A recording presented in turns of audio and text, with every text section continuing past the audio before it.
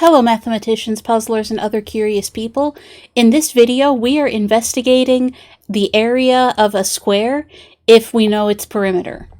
So we're given a problem here that says Candace is getting ready to plant a vegetable garden. I'll admit I had a little inspiration for this problem in the time of year that it is. So to keep deer out, she has 50 feet of fencing material. She wants the garden plot to be a square, and she needs to know the area of the garden plot so she can buy the right amount of fertilizer. So we know we're dealing with a square. Because it's a square, we know a few things about it. We know that the area of a square is its side squared, often written as A equals S to the power 2, where S is the length of one side. And then if we want to know the perimeter, and we know the length of one side, we would say that P equals 4S. In other words, the perimeter is 4 times the length of one side. Now, here's the issue.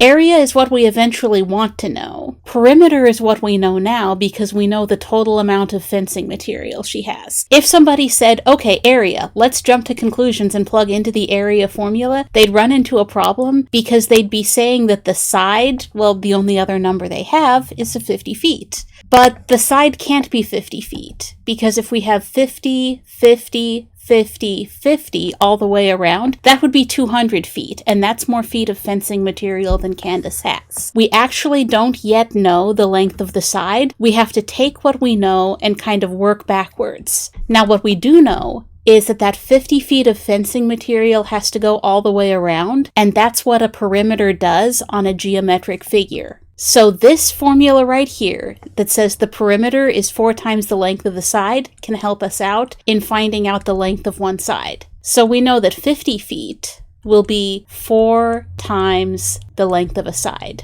Well, now we can just use an inverse operation. Opposite of multiplication is division. And dividing both sides, we find that the side length is 12.5 feet. Is that our final answer?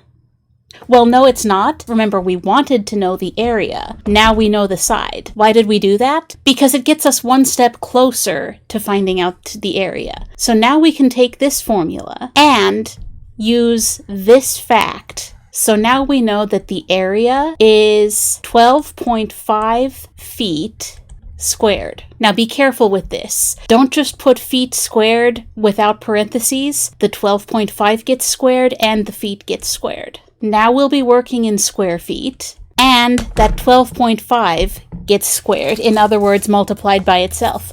I'll admit this isn't one I have memorized, so I'm reaching for a calculator. 12.5 times 12.5. I know I expect it to be a bit more than 144, because 12 squared would be 144, and I expect 12.5 squared to be a bit more. My calculator informs me that this is 156.25, which makes sense considering the estimate I came up with, so I believe that this is accurate. Remember, always have an estimate in mind, even if it's just orders of magnitude, because that'll help you catch minor things that happen to all mathematicians, like hitting a neighboring button on a calculator or misplacing a decimal point. So now I know that the area inside this square is 156.25 square feet. That's what I needed to know. And now from that, Candace can use that information about the area of the garden plot to order an appropriate amount of fertilizer. Calculator!